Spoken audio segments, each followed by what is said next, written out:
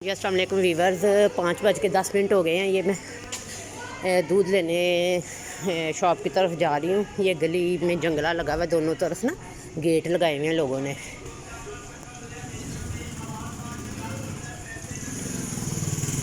ये government girls high school Tameer-e no.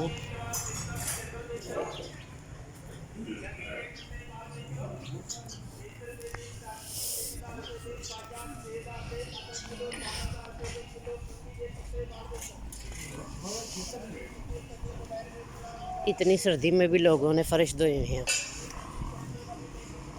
ये सामने देखें वीवर्स, ये सीधी गली मार्केट जाती है।